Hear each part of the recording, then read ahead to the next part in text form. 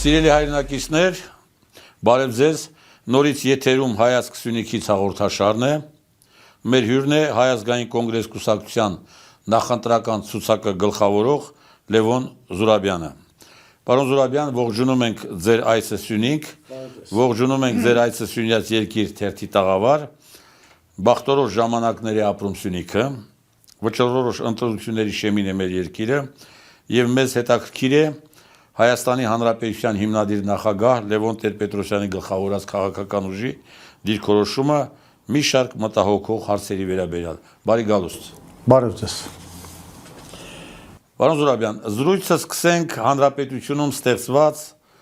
ոչ սովորական նախընտրական վիճակը գնահատելով։ Միացյալ Նահանգների փոխնախագահի այցը, Ֆրանսիայի նախագահի այցը, Եվրոպական մոտ 5 տասնյակ երկրների ղեկավարների այցը, Թուրքիայի արտգործնախարարի հայտնի հայտարարությունը, Ադրբեջանի տարբեր պաշտոնյաների, որքան էլ տարօրինակ է, մեզ ուղղված հորդորները, հիմա էլ Միացյալ Նահանգների պետքարտուղար Մարկ Ռուբիոյի հանկարծակի այցը Հայաստան, Թուրքիայի խորհրդանշական քայլը հաղորդակցության ուղիների բացման ուղղությամբ։ Այսինչ արշավ է կամ այսինչ ուշադրություն է մեր ուղղությամբ, ինչ են ուզում մեզանից, մեր երկրից։ Տպավորություն ենք ստանում, որ հունիսի 7-ին կայանալիք ընտրությունը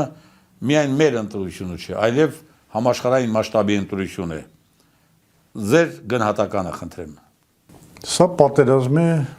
Հայաստանում ազդեցության համար։ Լուրջ աշխարհաքաղաքական շահեր են բախվում Հայաստանի շուրջ եւ հատկապես Սյունիքի շուրջ, նկատի ունենալով աշխարհի համար Սյունիքի տրանզիտային գոտի լինելու արժեքը եւ աշխարհը լուրջ պայքարի մեջ է, ընթանում են մի քանի պատերազմներ դոմինանտության համար Միացյալ Նահանգների եւ Չինաստանի միջեւ, Եվրոպական միության եւ Ռուսաստանի միջեւ, Ամերիկայի եւ Իրանի միջեւ եւ այդ բոլորի կիզակետում հայտնվում է Հայաստանը, բայց ամենավտանգավորը այն է, որ առաջին անգամ հայոց նորանկախ պատմության մեջ գերտերությունները խաղադրույքներ են կատարում մեր ներքին քաղաքական ընտրությունների մեջ, որովհետև այսպեսի բան չի եղել, որ Ամերիկայի փոխնախագահ Ջեյ Վենսը օրինակ, կամ Մարկո Ռուբիոն, կամ ասենք Ֆրանսիայի նախագահ Մակրոնը, դուք ասեցիք այցեր են անում, ուրա որ մենակ այց անեն, նրանք գալիս են եւ ասում են, որ իրենց նախընտրելի սիրելի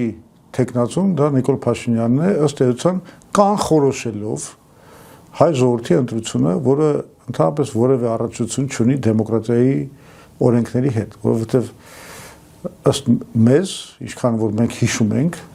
դասագրքերից, իսկ հետո նաեւ ռեալ կյանքից, դեմոկրատիա նշանակում է ժողովրդի ընտրություն, դա ժողովրդի գործն է, իր ճակատագիրը ընտրել, իր ղեկավարին ընտրել, մինչդեռ առաջին անգամ Հայաստանին ասում են, ով դիլինի իր ղեկավարը, դա ի պատասխան Պուտինը իհարկե ոչ անտալով, բայց այնուամենայնիվ ակնարկելով, խոսելով, որ ռուսական քաղաքացիության տեր մարդիկ պետք է ինչ-որ դիրքեր ունենան մեր ընտրություններում, նկատի ունի ըստ երևույթին Սամվել Կարապետյանին, ինքն էլ է ասում անուններ, եւ պարզվում է, որ իսկապես ոչ թե հայ ժողովուրդն է որոշում ով պիտի լինի իր ղեկավարը, այլ գերտերություններն են ուզում որոշեն ով պիտի լինի հայ ժողովրդի ղեկավարը։ Սա կոպիտ, վտանգավոր, մեր երկրի կայունությանը սպառնացող մեջամտություն է հայ ժողովրդի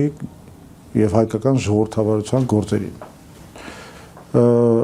Ավելի վատ է, որ սա կարող է բերել արևմտամետների եւ ռուսամետների բախմանը, ազգի պառակմանը։ Այս առումով մենք անելիք ունենք, որովհետեւ մենք այն ուզն ենք, որը Հայաստանին անկախություն է բերել, միշտ հանդես է եկել անկախության եւ անկախական դիրքերից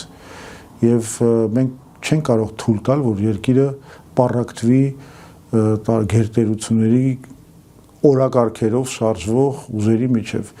Ես դրա համար կոչ եմ անում մեր ժողովրդին, հասկանալով, որ Հայ ազգային կոնգրեսը այն դիրքորոշման վրա է, որ պետք է պահպանվի Հայաստանի չեզոքությունը Արևմուտքի եւ Ռուսաստանի միջև այն դիրքորոշման վրա է, որ հայկական օրակարգը չպետք է լինի թելադրվի ոչ Արևմուտքից, ոչ էլ Ռուսաստանի կողմից, այն դիրքորոշման վրա է, որ մենք պետք է բոլոր ուղղություններով համագործակցություն զարգացնենք եւ Ամերիկայի եւ Եվրոպայի եւ Ռուսաստանի եւ Իրանի եւ Չինաստանի եւ Հնդկաստանի մեկ ուրիշ ուղղությամբ դարձյալ մենք քննարկենք նախընտրական վիճակը այլևս ակնհայտ է վարչական ռեսուրսի օգտագործումը գումարած սպառնալիքներ հայհոյանքներ ընդդիմադիր ուժերի ներկայացուցիչներին գումարած հարձակումներ սովորական ժողովրդի վրա այն ինչ որ արդեն Օսիպյանի դեմ կատարվեց այո հանրությունը վերստին պարակտելուն միտված քայլեր ենթադրյալ կաշառքի հիմքով ձերբակալություններ հեռախոսային խոսակցությունների չարտոնված գաղտնալուծումներ չեք կարծում որ այդ ամենի արդյունքում ընտրողների ազատ կամ արտահայտության մասին խոսելն այլևս դառնում է ավելորդ կամ պատրանք չէ սրա մասին տեսականորեն չեմ խոսելու ես տեսնում եք պատտվում եմ ամբողջ Հայաստանով մտնում ուղիղ կոնտակտի մեջ ժողովրդի հետ եւ ես տեսնում եմ ինչա կատարվում ժողովուրդը երբեք այսքան հատկապես մի քիչ ավելի փոքր քաղաքներում կամ գյուղերում երբեք այսքան վախեցած վախվորած ինչ ասեմ զգուշավոր չի եղել իր դիրքորոշման արտահայտման մեջ ընդհանրապես որևէ քաղաքական ինչ որ ուղղություն ցույց տալու առումով երբեք այսպես զգուշավոր չի եղել որովհետև մենք գիտենք մեզ չեն թիրախավորում չնայած կան քաղաքական ուժեր որոնց թիրախավորում են ասենք Ծառուկյանին չգիտեմ Քոչարյանին հա տենց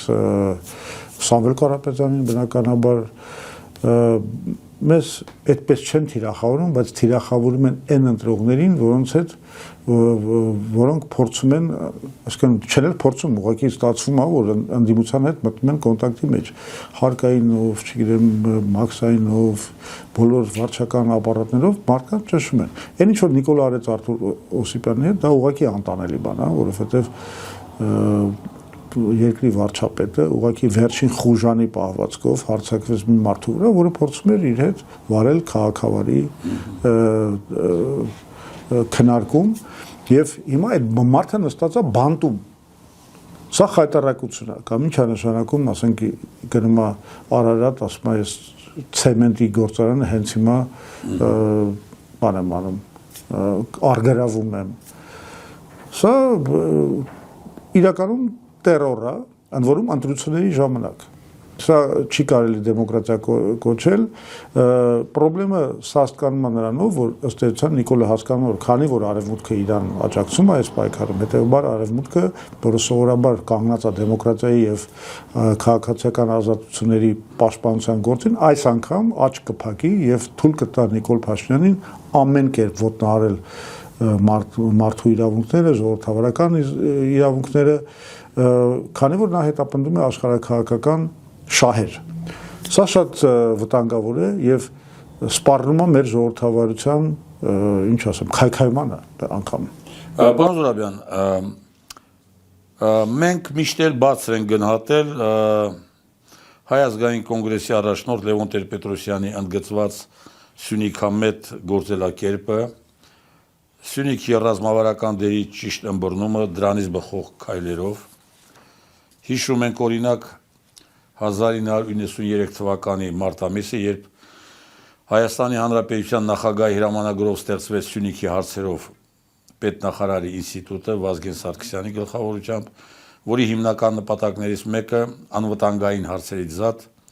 Սյունիք-Զանգեզուր ռազմավարական ծրագրի մշակումն էր։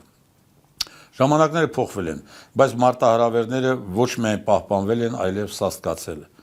Ուստի եւ կուզենայինք շեշտել ձեր քաղաքական ուժի դիրքորոշումը Սյունիքյան մի քանի հիմնախնդրի վերաբերյալ։ Նորից վերադառնանք ԱՄՆ պետքարտուղարի օրեր առաջ տեղի ունեցած այցին։ Այլևս կարծեք հնարավոր չէ թաքցնել, որ թրիփը ոչ միայն հակահայկական, հակասյունիքյան, այլև հակաիրանական նախագիծ է։ Տպավորություն ունենք, որ Սյունիքը վերջնականապես դառնում է աշխարհի ուժային կենտրոնների բախման բեմահարթակ։ Տեսեք, ինչ է ասում Ռուսաստանի փոխվարչապետ Ալեքսեյ Օվերչուկը Հարավային Կովկասում ստեղծված կամ ստեղծվող վիճակի առնչությամբ։ Խնդիրն այն է, որ խախտվել է 1828-ից ի վեր գոյություն ունեցող տարածաշրջանային հավասարակշռությունը, երբ կնքվել էր Թուրքմենչիայի հաշտության պայմանագիրը։ Ձեր քաղաքական ուժի դիրքորոշումը Թրամփի ուղու կամ ինչպես Իլհամ Ալիևն է անկեղծանում Զանգեզուրի միջանցքի վերաբերյալ։ Սա չափազանց կարևոր է եւ Սյունիքում հետաքրքիր է ընտրությունների մասնակցող ուժերի դիրքորոշումը։ Դե մեզ համար ակնհայտ է, սրա համար բազմիցս խոսել եմ, որ TRIP նախագիծը դա շատ միակողմանի աշխարհաքաղաքական պրոյեկտ է, գործընթաց է, որը բխում է Միացյալ Նահանգների, Իսրայելի, Թուրքիայի, Ադրբեջանի շահերից, բայց անտեսում է ոչ միայն Ռուսաստանի եւ Իրանի, այլ նաև Չինաստանի եւ Հնդկաստանի շահերը։ Այսինքն մենք ստե ակնհայտ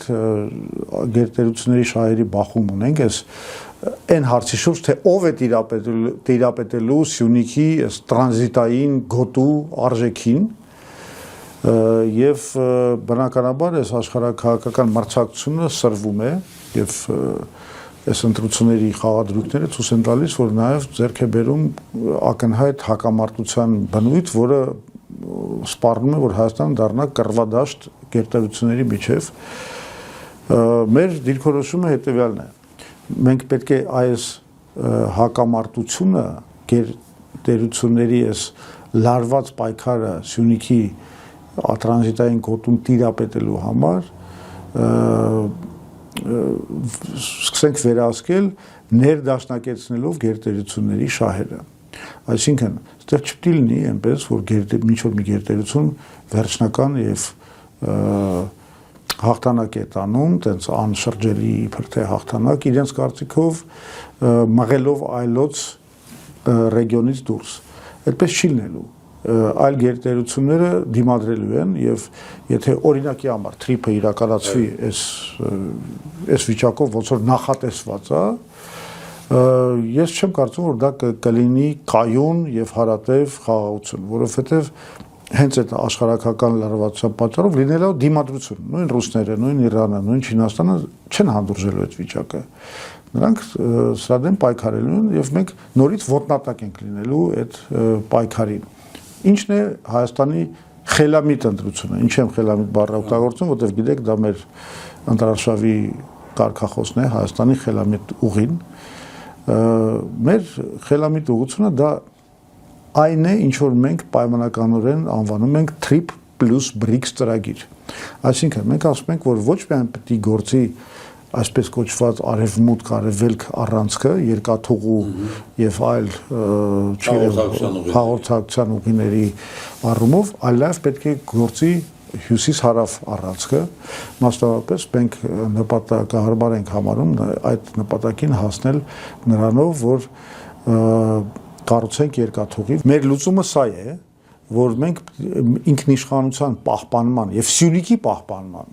միակ բանալին մենք տեսնում ենք գերտերությունների շահերի ներդաշնակեցման այդ քաղաքականության մեջ հաշվի առնելով, որ ի վերջո սա մեր ինքնիշխան տարածքն է։ Այստեղ մենք ունենք որոշելու բան։ Հիմա մենք կամ պետք է այնպես անենք, որ մեր ձեռից առնեն Սյունիքը, կամ պետք է այնպես անենք, որ Սյունիքը մնա մեր ինքնիշխան վերահսկողության տակ։ Ինքնիշխան վերահսկողության տակ լինելու միակ հնարավորությունը այն է, որ մենք փորձենք հասնել ներդաշնակեցման գերտերությունների շահերի, որպեսզի այստեղ իրագործվի ոչ թե ես կգրեմ կամ դու կգրես իրողությունը, այլ իրագործվի բոլորս էլ Հայաստանում ունենք շահ ստանալու հնարավորություն եւ համագործակցության հնարավորություն։ Պարոն Զուրաբյան, Նիկոլ Փաշինյանը Սյունիքում քարոզարշավի ընթացքում չափազանց տարակուսելի մի հայտարարություն արեց։ Սյունիքը եղել է, կա ու կլինի Հայաստանի Հանրապետության անբաժանելի մասը։ Արդյոք նման հայտարարության անհրաժեշտություն կար։ Ինչու օրինակ չի հայտարարվում ներող եղեք, Երևանը եղել է, կա ու կմնա Հայաստանի Հանրապետության անբաժանելի մասը։ Գիտեք, առաջին հայացքից սովորական թվացող այդ նախադասությունը կասկածի տեղիք չէր տա, եթե նախկինում վարչապետի նմանատիպ հայտարարություններից հետո հակառակը տեղի ունեցած չլիներ։ Արցախը Հայաստանը է վերջ, հա։ Նկատի ունենք Արցախի վերաբերյալ նրա սկզբնական հայտարարությունները եւ դրանց հաջորդած ողբերգական իրադարձությունները։ Փորձեք վերցանել վարչապետի վերոնշյալ հայտարարությունը։ Ես լրիվ համաձայն եմ ձեզ հետ, այդ շատ վտանգավոր է, երբ որ Նիկոլ Փաշինյանը ինչ որ բան սկսում է պնդել, դա նշանակում է, որ դրա տակ թաքնված է դրա հենց իրականացման, հակառակի իրականացման ներուժը։ Եվ սա շատ վտանգավոր է, իսկապես sense բան չպետք է անգամ մտքով անցկացվեր, որովհետև իրականում եկեք հասկանանք ինչ անում Նիկոլ Փաշինյանը։ Նիկոլ Փաշինյանը այդ ֆրազով թաքցնում է իր պլանը զիջելու ինքնիշխանությունը Սյունիքում։ Տեսեք, օրինակի համար ես շատ կոնկրետ խոսեմ։ Բանի թրիփի հուշագրում, որը ստորագրվեց այս տարվա 14-ին հունվարի,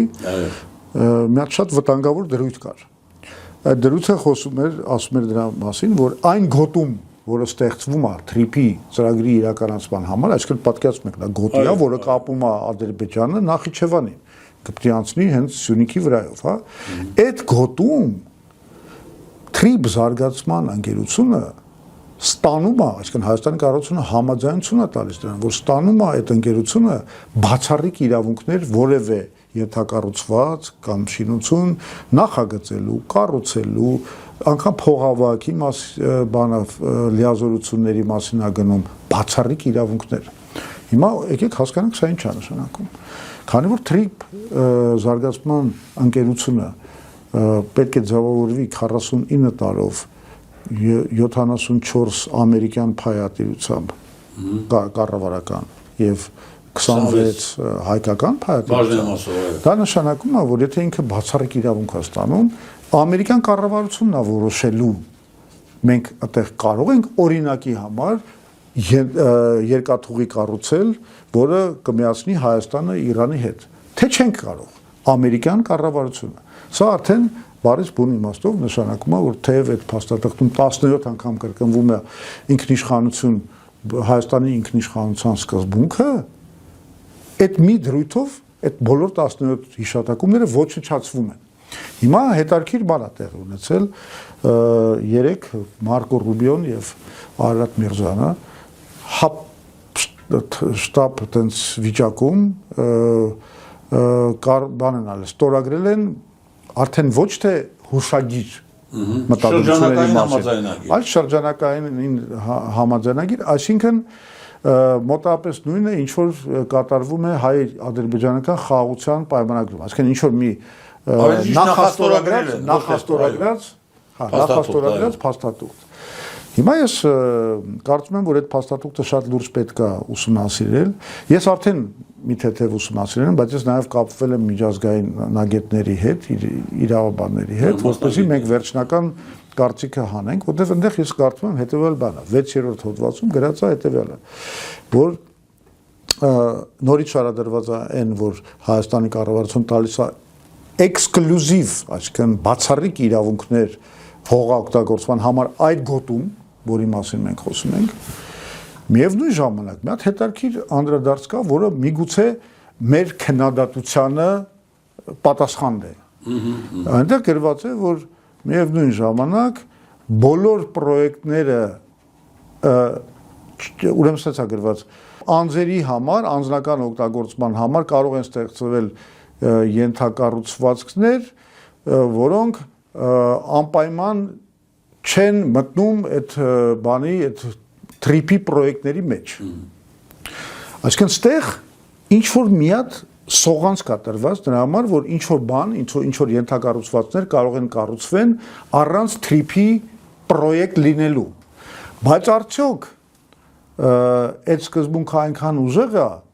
արդեն արտացոլված, որ այդ բացառիկ իրավունքի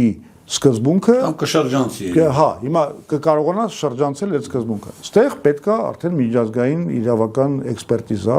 որը մենք հիմա զբաղվում ենք, որովհետև եթե դա ինչ որ իմաստով շտկում է մեր քննադատությունը, այդ դեպքում մենք մի քիչ ավելի նորմալ կվերաբերվենք, որովհետև դա նշանակում է, որ այո, կարող է լինի թրիփ, բայց կարող է ունենալ նաև այդ պայմանագրորեն ասած BRICS-ի կողմից ստեղծվող իրանական երկաթուղին։ Սա ուրիշ վիճակ է, բայց մենք պետք է հստակ հասկանանք, դա այդպես է թե չէ։ Իսկ եթե այնուամենայնիվ միջազգային նահանգները, իրավագետները գան այն եզրակացության, որ այնուամենայնիվ BRICS-ը, TRIP-ը ստանում է բացառիկ իրավունք, որը ըստ էության վետոյի իրավունքով է շնորհում ամերիկյան կառավարությանը օրինակի համար Իրանի երկաթուղին կառուցելու առումով, սա կներեք արդեն մենք ընկալելու ենք որպես Հայաստանի ինքնիշխանության կոպտագույն խախտում, բայց էլի ստեղ մի հատ հույս կա, որ սա նախաստորագրված փաստաթուղթ է։ Եվ մինչև հունիսի 7-ը ես կարծում եմ այնուամենայնիվ Փաշինյանը չի հասցնի ստորագրել այդ փաստաթուղթը, ինչը նոր իշխանություններին, որոնք հունիսի 7-ին կգան, ասենք, իշխանության, հնարավորություն է տալիս այնուամենայնիվ Միացյալ Նահանգների հետ բանակցել այնպիսի բան, որը չոնչնչացնի ինքնիշխանությունը այդ բանի տարածքի նկատմամբ, թրիպի տարածքի։ Ես ձեզ հասկացա, շնորհակալություն, պարոն Զուրաբյան, շարունակում ենք մեր զրույցը Սյունիքի անվտանգության հետ կապված հարցերի շուրջ, ուրեմն առկա բազմաթիվ մարտահրավերների, սպառնալիքների կողքին հիմա էլ հորինված անկլավ Տիգրանաշենի հարցն է առաջ եկել, վերջին օրերին դուք տեղյակ եք։ Տիգրանաշենի հանձնումը, Աստված մեր ասեմ, մենք կգնահատենք իբրև Սյունիքն ու Վայոց ձորը Երևանից տարանջատելու, մեր տարածաշրջանը շրջափակման մեջ ներքաշելու ստույգ քայլ։ Սյունիքի համար լրջագույն սպառնալիք է նաև Արևմտյան Ադրբեջան նախագիծը, հազարավոր ադրբեջանցիների այսպես կոչված վերադարձի իրավունքի իրացումը։ Ընդ որում ադրբեջանական մամուլում արդեն նշվում է հասցեն Սյունիքի մարզ։ Ունեք տեսակետ այդ ամենին հակադրվելու, հանդիմանալու համար։ Միանշանակ։ Մենք կարծում ենք, որ ամբողջ խոցելիությունը մեր դիրքորոշման, նկատի ունեմ Նիկոլ Փաշինյանի Հայաստանի դիրքորոշման, կայանում է նրանը, որ մենք չենք ստեղծում այն մեխանիզմները, որոնք մեզ թույլ կտան դիմադրել Ադրբեջանի ճնշումներին։ Եթե իրականացվում է TRIP-ը, մենք ստանում ենք շատ խոցելի ստրատեգիական կոմունիկացիաներ, որտեղ բոլորը այդ կոմունիկացիաները անցնելու են Ադրբեջանի կամ Թուրքիայի վրայով, Նախիջևան, Թուրքիա, Ադրբեջան։ Այսինքն այդ երկրները ունենում են մեր վրա ազդելու ծանրագույն լծակներ։ Այդ ինչով է վտանգավոր։ Դա վտանգավոր է նրանով, որ մենք եկեք չմոռանանք, որ Ադրբեջանը համակարգային հայատյացության քարոզատանում, իր դպրոցներում, իր ընդհանրապես հանրությունում, խոսում նրա մասին, որ Հայաստան գոյություն չունի, Արևմտյան Ադրբեջան եւ այլն եւ այլն։ Իսկ նշանակում է, որ Ալիևը չի հրաժարվել Հայաստանը լուծարելու փափուկ ձևերից կամ ռազմական ձևերից,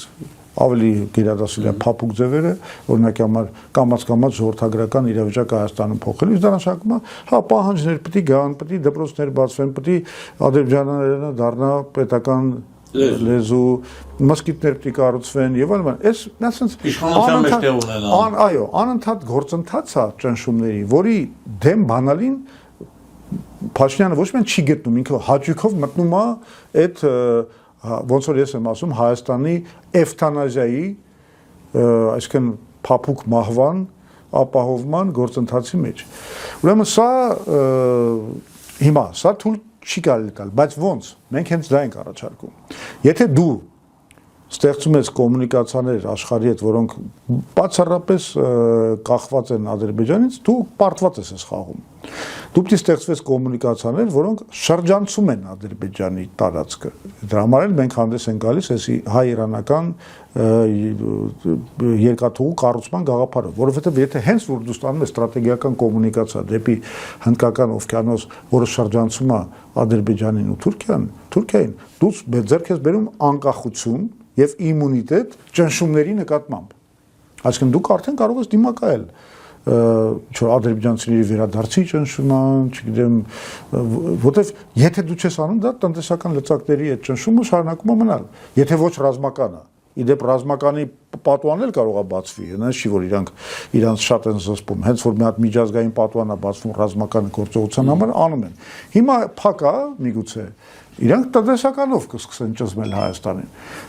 Սրա համար է, որ մենք ասում ենք դիմադրության բանալին, ինքնիշխան խաղաղության բանալին, դա մեր պրոյեկտն է 3+ BRICS եւ իրանական երկաթուղու ստեղծման պրոյեկտ։ Անկլավները ես համարում եմ, տեսեք,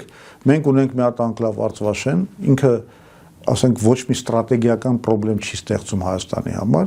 իսկ իրա 3 անկլավները Հայաստան, իրանք բոլորը ստեղծում են ստրատեգիական խնդիրներ, որովհետեւ կտրում են մեր ստրատեգիական ճանապարհները, ինչպես դուք ճիշտ նշեցիք, Երևանի կապը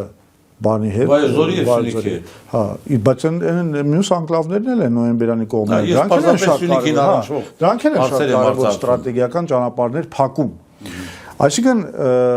իրական բնական ծրագիրը պետք է լիներ այդ անկլավների փոխանակումը, որովհետև դրանց գումարային մակերեսը մոտավորապես հավասար է, Արցվաշենը 38 քառակուսի կիլոմետր է,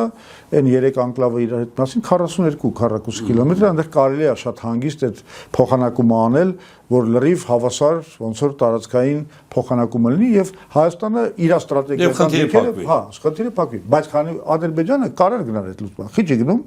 որովհետեւ իր նպատակը խաղաղությունը չի, իր նպատակը ստրատեգիապես խեղդել Հայաստանին։ Համաձայն եմ ձեզ հետ, հիմա ինչպես նշեցի, անդրադառնանք Սյունիքի օկուպացված տարածքների ճակատագրին։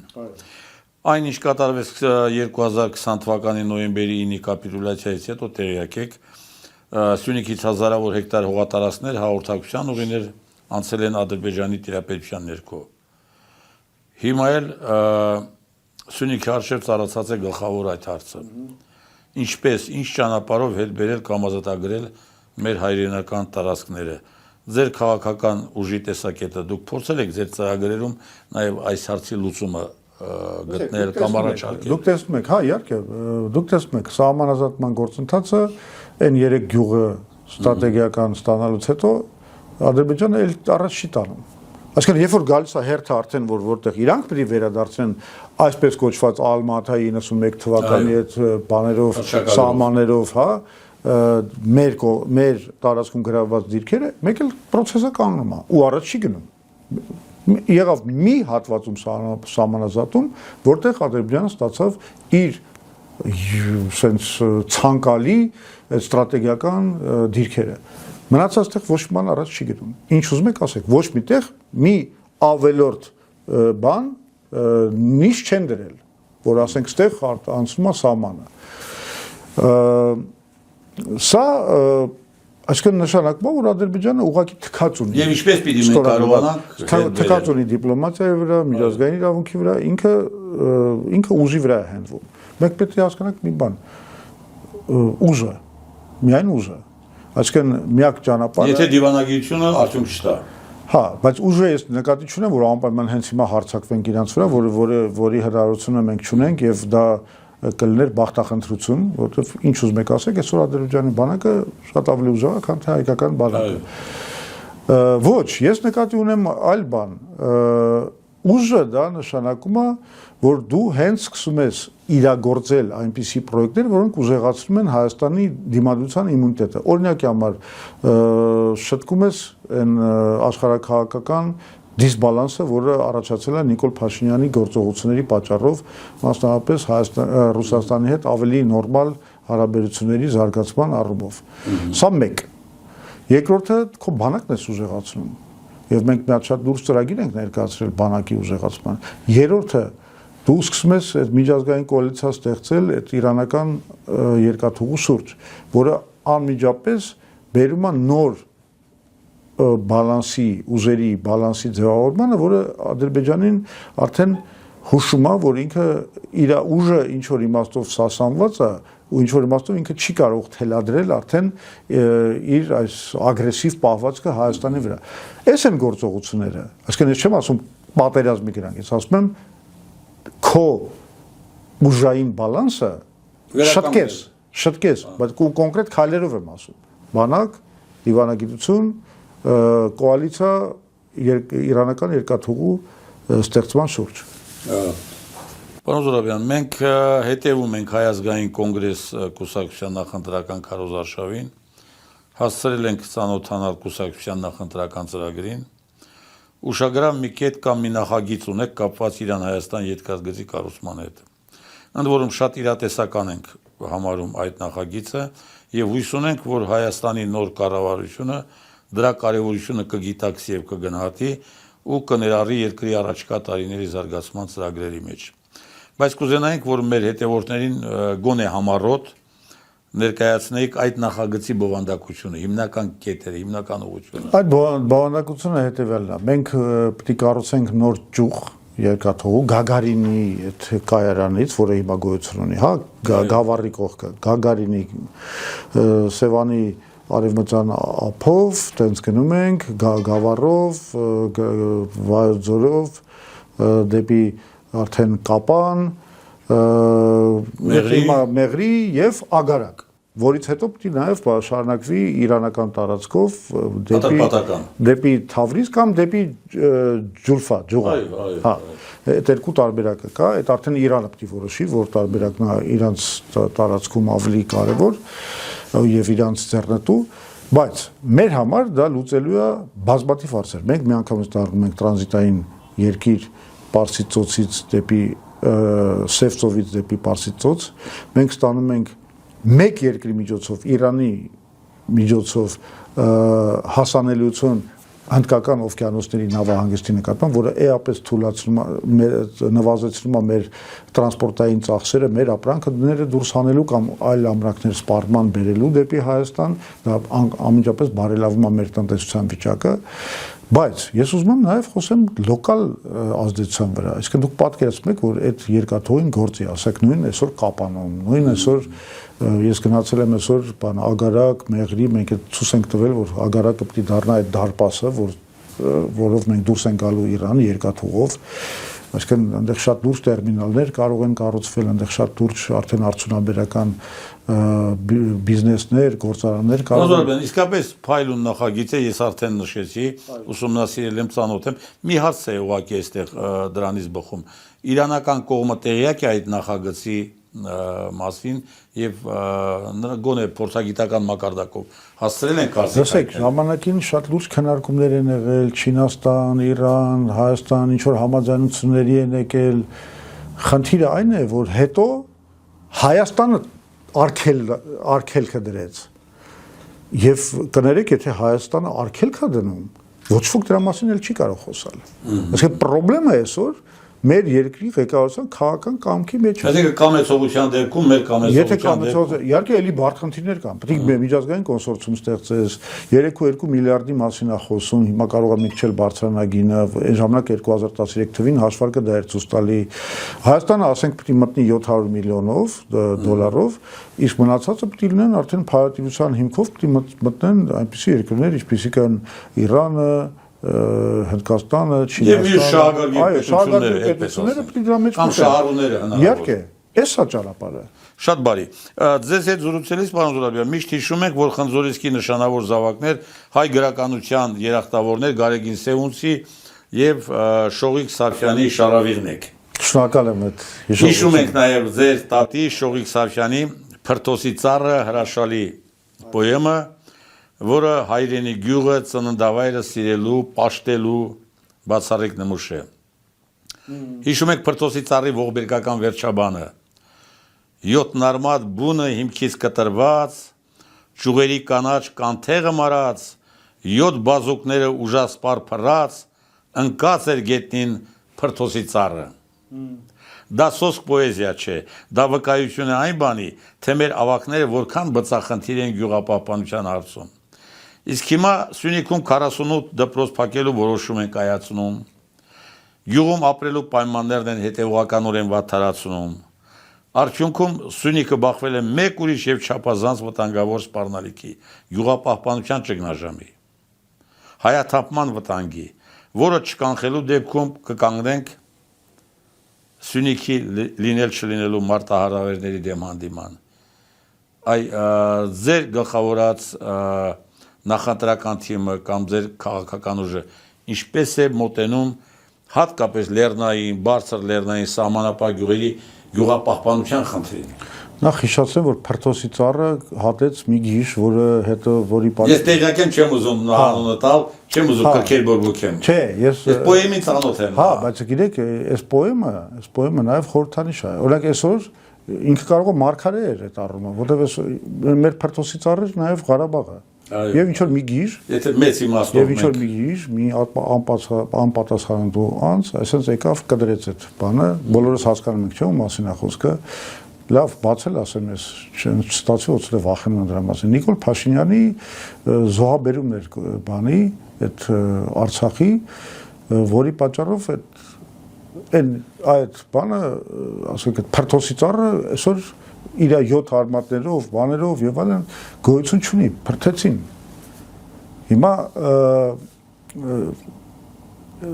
Հիմա անումը նույնը ճիշտ է դպրոցների նկատմամբ, նույն բանն է անում։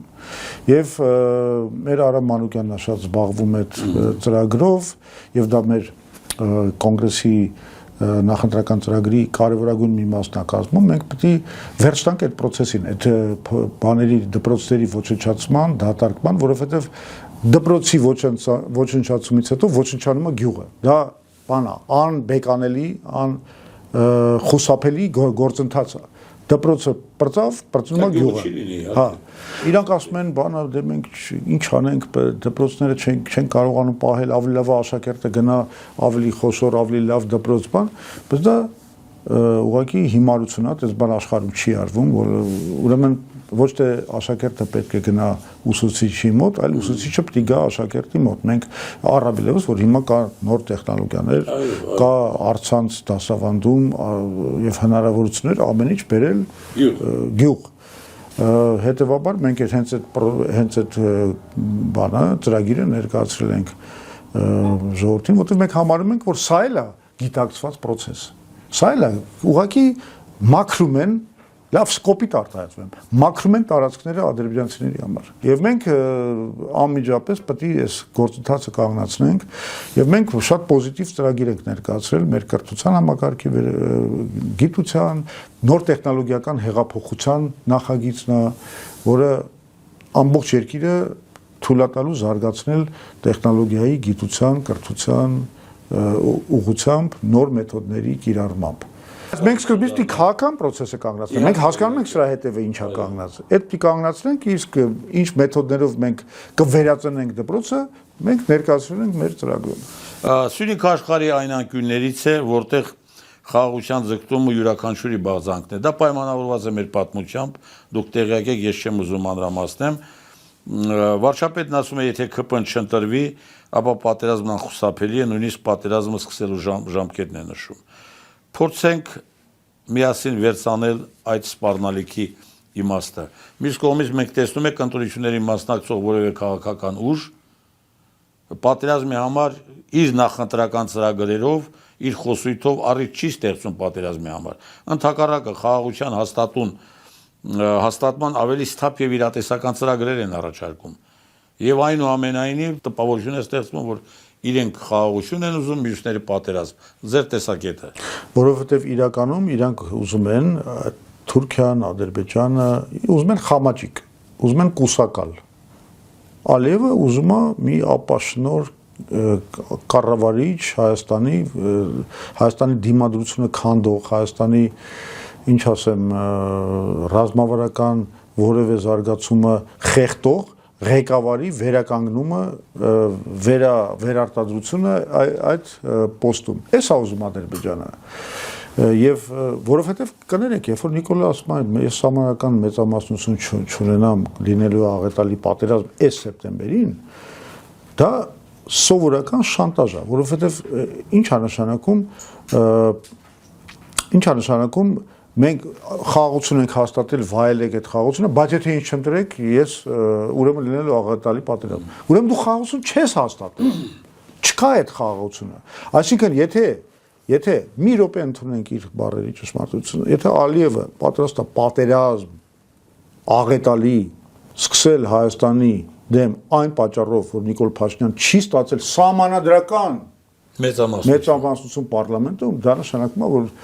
կներեք, ոչ մի խաղաղություն չկա։ Մենք գտնվում ենք Ադրբեջանի բանի այդ մահակի տակ, որը ամեն րոպե պատրաստ է իջնել մեր գլխներին։ Սա բան է, սա խաբեություն է, խարդախություն է իրականում, եւ ես վստահ եմ, որ ոչ մի պատերազմ էլ չի սկսելու, հատկապես եթե մեր նման քաղաքական ուժերը, որոնք ունեն շատ իրատեսական ծրագիր խաղաղության հաստատման, նույն Ադրբեջանի եւ Թուրքիայի հետ, ոչ մի պատերազմ չի սկսի։ Պարոն Զուրաբյան, հայ-ռուսական հարաբերությունների վատ տարածումը կարծեք գործնական տեսք է ստանում։ Ընդ որում ամեն օր մենք նորանոր իրադարձությունների ենք բախվում։ Միթե մենք պիտի թույլ տանք ազգովի, որ մեր ժողովուրդների բազմադարյան բարեկամությունը թույլ տվեք ասել արևմուտքի պատվերով ջարդուփշուր լինի։ Դե սեն դիսբալանսի հարցն է, որ Նիկոլ Փաշինյանը մեզ ներքաշում է այս պրոքսի պատերազմի մեջ, այս միջնորդավորված պատերազմի մեջ, ինքը քայլեր է անում, որոնք խախտում են դեռ 91 թվականից այդ մշակված արտաքին քաղաքականության դոկտրինը, որը ենթադրում էր, որ մենք բոլոր ուղղություններով պետք է աշխատենք ամբողջ աշխարհի հետ։ Հիմա ինքը շատ հստակ բլոկավորվել է, ճամբարավորվել է արևմուտքի հետ եւ բնականաբար դա բերում է աշխարհական լարվածությանը եւ այո հնարավոր է նաեւ պատերազմի, որը տեղի կունենա, ասենք մոտավորապես նույնը ինչ որ Ուկրաինայում կամ չգիտեմ որևէ այլ երկրում Մալիում է հիմա տենց իրավիճակ եւ այլն։ Այսինքն մենք դառնում ենք կողմ այդ կոնֆլիկտում։ Դա անում է Նիկոլ Փաշինյանը։ Ինչի է այդպեսի բանում, որովհետև դա միակ իր միջոցն է պահպանելու սեփական իշխանությունը։ Արևմուտքը չի վճարում Հայաստանին ինչ որ բարիքներով, բայց դու կողմը կլինի ժողովուրդը։ Ճիշտ է, այդ եմ ասում, չի վճարում բարի։ Օրինակ արևմուտքը չի դառնա մեր անվտանգության երաշխավորը։ Ինքը նման պլան չունի, ինքը չի կարող հիմա իր տարբեր տեղերում։ Չի կարող մեր տնտեսության աճացնել։ Չի կարող, ինքը չի կարող փոխհատուցի այն վնասները չել պատրաստվում փոխհատուցել այն վնասները, որը մենք կունենանք, ասենք, խզելով մեր կապերը Ռուսաստանի հետ, չունենալով էժան ռուսական գազը, չունենալով, ասենք, ցորենը, պարենային մատակարարումները Ռուսաստանի։ Կամ այն շուկան, որ այսօր։ Կամ այն շուկան, որով մենք, այսինքն ակնհայտ է, որ դա չի լինելու, այսինքն միակ մոտիվացիան, միակ հաշվարկը այդտեղ որ տեսնում ես, դա այն է, որ Նիկոլ Փաշինյանը ուղղակի ստանում է արևմուտքի աջակցությունը իր սեփական ռեժիմին, ոչ թե հայ ժողովրդին, այլ սեփական ռեժիմին։ Ձեր ամփոփիչ խոսքը կամ կոչ հորդորը, ես սկզբում խոստացա, կոչ հորդորը Սյունիքի ընտրողներին, գուցե կուզենայիք այլ հարցի եւս անդրադառնալ, որը դուրս է մնացել մեր զրույցից, բայց կարևոր է համարում։ Խնդրեմ ձեր խոսքը Սյունիքի մարզի ընտրողներին։ Չէ, ես մենակ մի բան կարող եմ ասել։ Մենք Սյունիքի համար այն ծրագիրը, որ մենք առաջարկում ենք, ունենալու որ մենակ մենք ենք առաջարկում այդ երկաթուղու կառուցման ծրագիրը։ Ինքը իհարկե ամբողջ Հայաստանի համար ունի նշանակություն, բայց հատկապես նշանակություն ունի Սյունիքի համար։ Ինքը եւ Սյունիքի պաշտպանության ծրագիրը, եւ Սյունիքի անվտանգության ծրագիրը, եւ Սյունիքը Հայաստանին կապելու ծրագիրը, եւ Սյունիքը տնտեսապես զարգացնելու ծրագիրը, այսինքն բոլորի համար մենք ստեղծելու ենք աշխատատեղեր հենց Սյունիքում աշխատատեղեր, բարգավաճում, չգիտեմ, բարեկեցություն, անվտանգություն, խաղաղություն, ուրիշ ինչ կարելի է, ու դա արվում է ռազմավարական կարևորագույն Եվ ինչ է ակնկալում ընտրողից, սյունեցի ընտրողներից։ Հարգելի սյունեցիներ, եթե դուք ուզում եք, որ այս հոյակապ ծրագիրը, որը ձեզ բերելու է անվտանգություն, խաղաղություն, աշխատատեղեր, չգիտեմ, զարգացում, եթե դուք այս ամեն ինչը ուզում եք, որ իրականանա, զինեք մեզ ձեր ձայներով։ Մենք քաղաքական գործիչներս ուժեղ ենք ձեր ձայներով։ Մենք չենք կարող որևէ բան անել, եթե մենք չունենք ձեր աջակցությունը։ Հետևաբար մենք ձեզանից ցանկանում ենք զինամթերք մեր կռվի մեջ, զինամթերքը բնականաբար փոխաբերական իմաստով դա ձեր քվեարկությունն է հունիսի 7-ի ընտրությունները։ Պարոն Զուրաբյան, շնորհակալություն, իսկապես հետաքրքիր ես ձեզ զրույցի համար։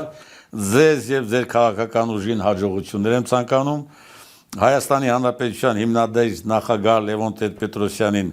մեր ողջույնները եւ քաջ առողջության մաղթանքը։ Շատ շնորհակալ եմ։ Ժամանակին Անպայման որքան տեղյակ ենք, ինքը հետաքրքրվում էր մեր պարբերականով։ Մի խոսքով մեր մաղթանքները հաղորդեք Լևոն Տեր-Պետրոսյանին։ Շնորհակալություն, սիրելի հայրենակիցներ, ձեզ նույնպես շնորհակալություն մեր հաղորդաշարին ուշադրությամբ հետևելու համար։ Մինչև նոր հանդիպում։ Շատ շնորհակալ եմ մաղթանքների համար։